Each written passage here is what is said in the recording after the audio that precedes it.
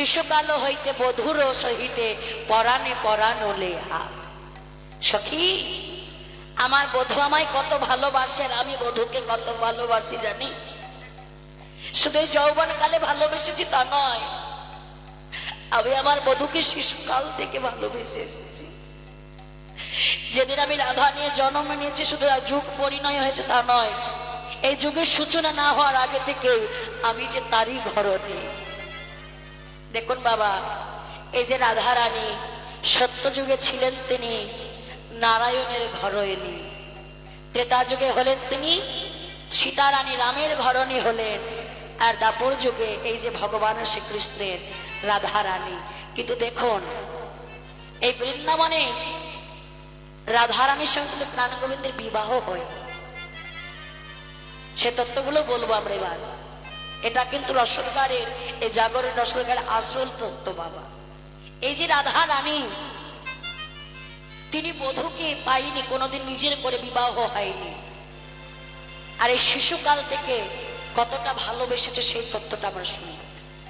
আর এই তত্ত্ব জানতে হলে সে সত্য যুগ থেকে জানতে হবে।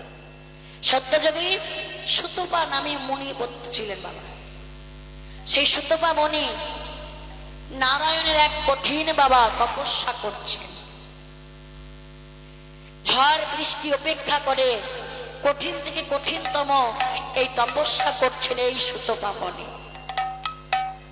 আর যখন সুতপার তপস্যায় সন্তুষ্ট হয়ে বৈকুণ্ঠপতি নারায়ণ আর সুতপার তপস্যায় সন্তুষ্ট হয়ে ধরা দিলেন, বলো সুতপা, আজ তুমি আমার কাছে কি বর চাও?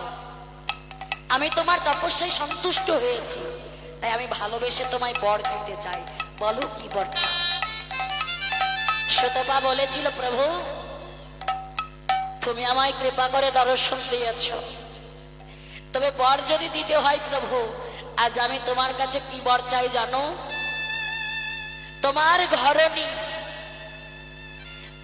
ঘরণী লক্ষ্মীকে আমি আমার ঘরণী করে চাই। ভগবান থরথর করে কাঁপছে। দেখো ভক্ত এমন চাওয়া চেয়েছে, ভগবান সব নিঃস্ব হয়ে যাচ্ছে। কি বলছি সুতপা, সুতপা তুমি অন্য কিছু চাও, আমি আমার লক্ষ্মীকে কেমন করে তোমার ঘরণী করে দেব, আমি পারবো না, তুমি অন্য কিছু চাও। প্রভু এই না তুমি বলো তুমি ভক্ত বাঞ্ছা কল্পতরু, তুমি আমায় বর দেবে? যদি বর দিতে হয় তাহলে আমি তোমার ঘরণীকে আমার ঘরণী করেই চাই। বেশ, শোনো সুতপা, আজ আমি তোমায় কথা দিচ্ছি, আমার ঘরণী লক্ষ্মী তোমার ঘরণী হবে, তবে আজ নয়, দাপর যুগে তুমি হবে সেদিন গোল ঘোষের পুত্র আয়ান ঘোষ। সেদিন আমার লক্ষ্মী বিশ্বভানু ঘরে রাধা রানী হয়ে জন্ম নেবে, সেদিন তুমি আমার রাধা রানীকে পাবে। আর তুমি হবে নপুংসক, তুমি কোনদিন স্বামী সুখ পাবে না এবং পিতৃ সুখ তুমি পাবে না, তুমি কোনদিন বাবা হতে পারবে। এই আশীর্বাদ করলেন বাবা। তাহলে ভগবানেরও ভয় ছিল, দেখুন ভগবানেরও ভয় ছিল, ভয় না থাকলে এই আশীর্বাদ দেবে কেন? আর যেই নামা বৈকুণ্ঠপতি নারায়ণ লক্ষ্মীপ্রিয়ার কাছে গিয়ে বলছে, লক্ষ্মী লক্ষ্মী, আজ আমি নিরুপায় হয়ে আমি এক ভক্তকে শর্ত দিয়ে আমি কথা দিয়ে এসেছি। তুই এমন করে বলছো, বলো কি কথা দিয়েছ? লক্ষ্মী তুমি আমার প্রতি অভিমান করো না লক্ষ্মী। আমি কি কথা দিয়েছি জানো? আমি তাকে কথা দিয়েছি যে তুমি আমার ঘরণী হয়ে ওই সুতপার ঘরণী হবে। না বধূ না, এ কি শোনাচ্ছ? তুমি জানো না বধূ, আমি তো যুগে যুগে শুধু তোমার, আর তুমি কি না আমার অন্য ঘরের ঘরণী করে পাঠাচ্ছ? লক্ষ্মীপ্রিয়া কাঁদছে বাবা। লক্ষ্মী তুমি যে কথা দিয়েছি, ওগো বধূ, তোমাকে এমনই কথা দিতে হলো, আমার বধূকে তুমি কেড়ে নিলে। তাহলে আমি তোমার কথা অমান্য করবো না, তবে আমারও কিছু চাইবার আছে তোমার কাছে। আমি তার ঘরের ঘরণী হব, কিন্তু শর্ত আমার এক। কি বলো রাধে? বলছে বধূ, আমি যেদিন ওই ধরাধামে দাপর যুগে যখন বিশ্বভানুর ঘরে রাধা হয়ে জন্ম নেব, আমি জন্ম নিয়ে আগে তোমার বদন দেখবো, তারপরে জগৎকে দেখব। আর দ্বিতীয় শর্ত, আমি ওই আয়ন ঘোষের ঘরণী হব ঠিক, কিন্তু আমার এই মন প্রাণ জীবন জুড়ে আমি শুধু তোমাকে ভালোবাসি। ওই আয়ানের জন্য আমার কোনো বিন্দু মাত্র ভালোবাসা হবে না। বেশ, তাই হবে। আর সেই জন্য রাধা রানী আমার বিশ্বভানু কন্যা যখন জন্ম, আগে মা বলতে কীর্তিদার উদরে কিন্তু রাধারানীর জন্ম না। আমরা সবাই বলি যে রাধার জন্ম হয়েছিল কীর্তিদার উদরে, কখনো রাধার উদরে জন্ম নেয়নি রাধা। রাধার জন্ম হয়েছিল কমল থেকে। কমল মানে পদ্ম। রাধার জন্ম কিন্তু বাবা পদ্ম থেকে। ওই বিশ্বভানুর স্ত্রী ওই কীর্তিদা একদিন যখন নদীতে সখী থেকে স্নান করতে গিয়েছিল, একটি স্বর্ণ কমল পেয়েছে। কমলটি এত সুন্দর, পদ্মটি এত সুন্দর দেখে রানী থাকতে না পেরে ওই কমলটি সখীদের কাছ থেকে নিয়ে এসেছে। বাবা সখীদের কাছে থেকে ওই কমলটা চেয়ে নিয়েছিল, আর ঘরে এসে কমলটার ভেতরে দেখেছে ছোট্ট একটি কন্যা। সে সম্পূর্ণ আকার এখনো নেয়নি বাবা। যখন বুঝতে পেরেছে খুব অনাদর করতে, আদর যত্ন করে লুকিয়ে রেখেছিল, আস্তে আস্তে যখন ওই রাধা একটু একটু করে বড় হচ্ছে, সম্পূর্ণরূপে যখন আকার নিলেন, ওই রাধারানী যখন বাবা সম্পূর্ণ রাধারানী রূপে জন্ম নিলেন, এত তার রূপ দেখলেই বাবা জগৎ জড়িয়ে যায়, এত রূপের জন্য। আর রূপ হবে না কেন বাবা? তিনি তো আর অন্য কেউ নয়, ইহ জগতের কেউ নয়, তিনি যে ভগবানেরই সহধর্মী, ভগবানেরই এক অঙ্গ। যখন রাধারানী জন্ম নিল, অন্ধ হয়ে জন্ম নিল। ওই যে বাবা কথা দিয়েছে সেই সত্য যোগে, বধূ রাধা হয়ে জন্ম নিয়ে আগে তোমার বদন দেখবো, তারপরে জগৎ দেখবো। তো রাধা হলেন অন্ধ। আচ্ছা মায়েরা বলুন তো, সন্তান যদি বাবা হাত পা অন্যরকম হয়, দেখতে না পায়, মায়েদের অনেক দুঃখ থাকে। তো কীর্তিদারও মনে খুব কষ্ট, আমার মেয়েটা এত সুন্দর দেখতে, তা আবার হলো অন্ধ।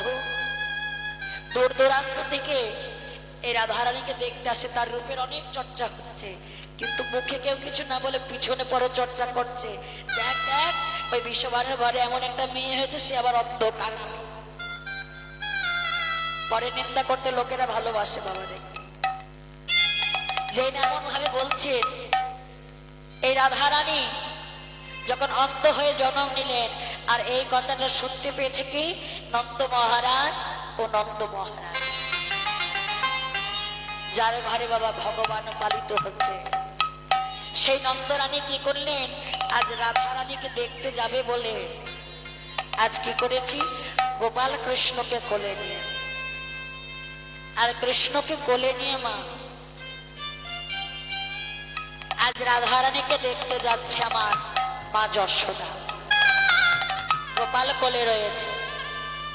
যখন বিশ্বভানুর ঘরে এসেছে, কৃষ্ণ ছটফট করছে নিচে নামার জন্য। যে না নিচে নামার জন্য ছটফট করছে, বাবা মা আরো শক্ত করে ধরেছে। এই চুপ করে বস, দুষ্টু ছেলে। কিন্তু বাবা গোপালকে তো নামতেই হবে, যদি না নামে তাহলে রাধার কক্ষে যাবে কি করে, আর রাধার নয়ন দেখবে কি করে। ওই যে বলে না, রাম জন্ম হওয়ার আগে রামায়ণ লেখা হয়ে গিয়েছিল। আগে থেকে ভগবান কলম চালিয়ে রেখেছে, বাবা লীলাটা তো করতে হবে। মা যখন ছাড়ছে না, যশোদা যখন ওই ছোট্ট গোপালকে ছাড়ছে না, ওই যশোমতী মায়ের গলায় একটা মতির হার ছিল, গজমতির হার। গোপাল কত চতুর দেখো, ওই মালাটা হাত টেনে ছিঁড়ে ফেলেছে। আর যেই না টেনে ছিঁড়ে দিয়েছে, মতিগুলো চারিদিকে ছিটিয়ে গেছে। মূল্যবান মতি, গজমতি বাবা। শত শত হাতির পরে পাওয়া যায় একটি গজমতির হার। ওই গজমতির হার যখন যশোদা পড়েছে, মূল্যবান মতিগুলো পড়ে গেছে। যশোদা গোপালকে, দুষ্টু গোপাল চুপ করে বসিয়ে দিয়েছে, আর মা মতি কুড়াচ্ছে। আর যশোমতী মা মতিতে মতি হয়েছে, তাকে যে হতেই হতো। যেই না মতি কোড়াচ্ছি, গোপাল আমার হামাগুড়ি দিতে দিতে রাধারানীর কক্ষে গেছে। রাধে গো রাধে গো রাধে গো রাধে গো রাধে গো রাধে গো রাধে।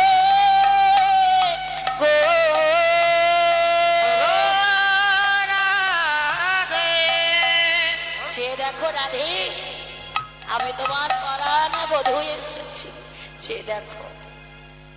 হাওয়া করে দিতে দিতে যেই না রাধা রানীর কাছে গিয়ে দাঁড়িয়েছে, বধূ এসেছো বধূ। নয়ন নয়ন মেলিয়া যেই না রাধা রানী কৃষ্ণ বদন দেখেছে বাবা, অমনি রাধা রানী নয়নে আবার দেখতে পেলেন। ওই যে রাধা রানী যখন দেখতে পাচ্ছেন, বিষভানু ঘরে আনন্দ ধরছে না, বলে সবাই মিলে বলে উঠলেন, রাধা রানী কি, বিষভানু কন্যা কি, রাজনন্দিনী কি। সবার মধ্যে আনন্দ, কারণ রাধা রানী দেখতে পাচ্ছে। তাই বলছে, বধুরী সখিরি, আমার বধুর এই ভালোবাসা শুধু আজকের নয়, সেই শিশুকাল হইতে আমার বধুর ভালোবাসা। সৈকি বাসে পীড়িতিতা, বাসে পীড়িতিতা, সৈকি বাসে পীড়িতিতা, সখিরে কি বাসে পীড়িতিতা। এ অঙ্গ আমার আলস করিয়া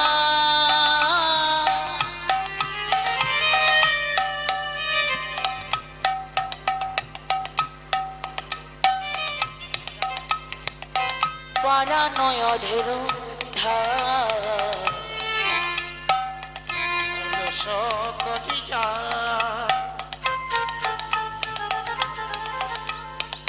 নরে পাশরিতে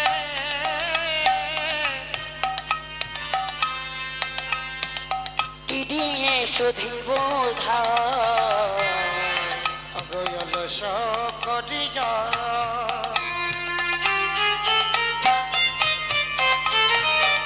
নরে পাশরিতে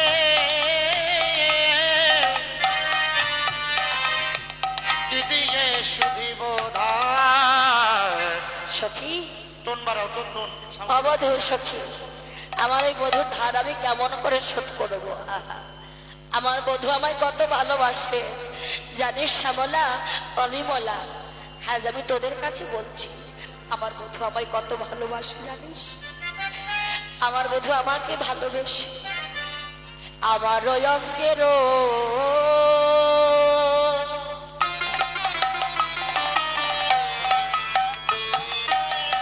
বরণ সৌরভ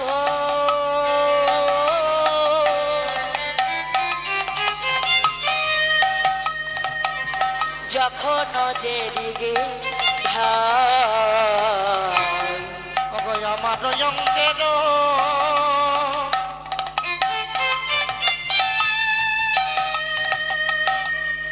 বরণ সৌরভ যখন যে দিকে করেল মোর